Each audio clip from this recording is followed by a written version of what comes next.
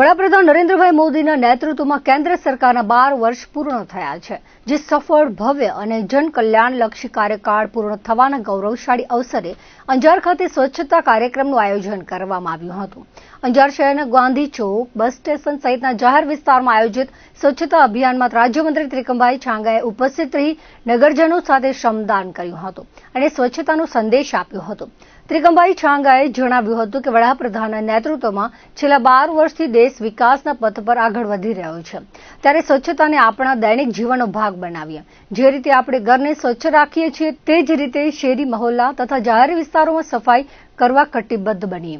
આ પ્રસંગે ઉપસ્થિત અગ્રણીઓ દ્વારા મહાનુભાવો ગાંધીજી તથા શ્રી શ્યામાપ્રસાદ મુખર્જીની પ્રતિમાઓને જળાભિષેક કરીને સ્વચ્છ કરવામાં આવી હતી.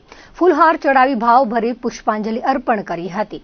સફાઈ અભિયાનમાં અંજાર નગરપાલિકા પ્રમુખ ધર્મિષ્ઠાબેન ખાંડેક, તાલુકા પંચાયત પ્રમુખ સંદીપ ચાવડા, અંજાર પાલિકા ઉપપ્રમુખ પરેશ માલસતર, અંજાર પાલિકા કારોબારી ચેરમેન પ્રકાશ લોદરિયા, જિલ્લા પંચાયત સદસ્યો, આગેવાનો, કાઉન્સિલરો, વહીવટીતંત્રના અધિકારીઓ સહિત બહોળી સંખ્યામાં નગરજનોએ ઉત્સાહભેર જોડાઈને શહેરની સફાઈ કાર્યમાં ભાગ લીધો હતો.